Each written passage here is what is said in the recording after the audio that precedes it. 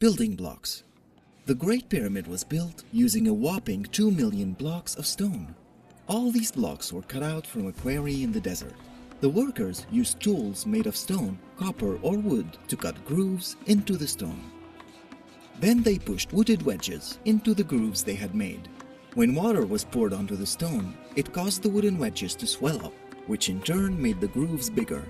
Eventually, this clever process broke the stone up to make blocks. Now, each giant block weighed 2 tons. So how on earth did ancient Egyptians get each one to the building site with no trucks or cranes?